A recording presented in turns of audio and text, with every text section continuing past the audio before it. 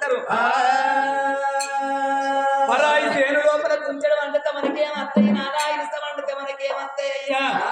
అట్లా కాకుండా రాజ్యానికి రాజు అంటే తండ్రి సొంటోడు ఈ ఆడోళ్ళందరినీ మాట్లాడి ఒక కొడుకులు అనుకోమంటున్నావు, ఈ మొగోళ్ళను కొడుకులు అనుకోమంటున్నావు, ఆడోళ్ళని బిడ్డలు అనుకోమంటున్నావు, వీళ్ళనే కోడళ్ళు అనుకోమంటున్నావు.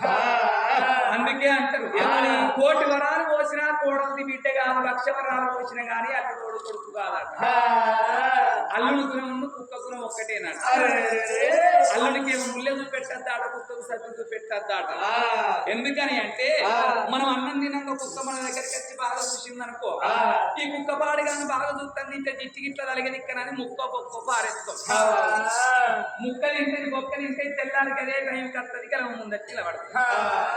మరి అల్లుడు వచ్చి నడుచుకోపోతే ఏం పేర్లు పెడతారా అని అల్లుడు చూడంగా బీరవతారం తీసి అన్నకెళ్ళి 500 చేతులు పట్టుకొని అరే సీరుగా మీ బావచ్చిందికి 500 రూపాయలు ఇస్తున్న సెంటర్ కాడిపోయి కిలత్త చికెను రాక కోట పట్టుకొని మన 500 చేతులు పెట్టి అల్లుడు బీపీడి బిర్యానీ చేసి అల్లుడు కూర్చుంది పెట్టి దయ్యానికి పెట్టినట్టు పెట్టిన మనకు.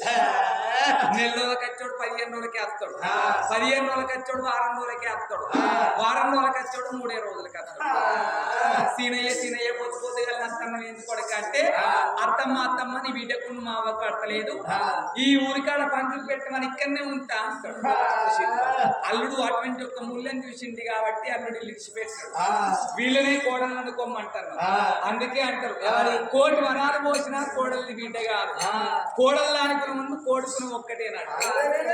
బిడ్డలు లేకపోతే కోడళ్ళని ఎంత మంచిగా నన్ను చూసుకో, 10,000 పట్టు చీరదే, 5,000 అద్దాల రైకదే, ఒంటి నిన్న నగలబెట్టు, ఇటువంటి కథ కన్నా కళవైన కన్నా పొయ్యవైన కన్నా కూర్చున్నారు అనుకో, సుశీల మీ అత్త మంచిగా చూసుకుంటారే ఈ గాలి చూసుకుంటా కానీ అని అప్పుడే అటువంటి ఒక్క ముక్కు ఇరుకుతాయి. అదే కోని సిట్లు ఇక్కడనే బుక్కుతారు, ఇక్కడనే ముక్కు రాస్తారు. కోడలు దానికి ముందు కోడుకుని ఒక్కటే అంటారు. నాదా ఆడి బిడ్డకు పెట్టింది, అత్తివారికి పెట్టింది, 5 ఊళ్ళకు పేరు వెళ్ళుతుంది నాదా. కొల్ల తెల్లి వారిళ్ళల్లో చెప్పుకుంటలో చచ్చిపోయిందని మనం అటువంటి ఒక్క తింట పేరు ఉండదు, తాగు పేరు ఉండదని ఆ కొడుకు నాగిరెడ్డి ఉండేపడికే మనం పిలిపించి అటువంటి ఒక్క రామరామన్న కీర్తన గావిస్తున్నారు. మనం రాగానే మనకి ఇస్తారేసి కడుపు నిండా అన్నం పెట్టింది. ఇవాళ వీళ్ళ ఇంటికాడ తిన్నదే గోరకని కడా చేసుకుంటాం. అదే మనకు ఒక్క బిడ్డున్న అనుకో, రాగిష్ట పండుకో దసరా పండుకో మన దగ్గరికి వస్తే మన దగ్గర ఏం లేకున్నా రైక ముక్క పెట్టి కాళ్ళు ముక్కిన కానీ సంబరపడతాం.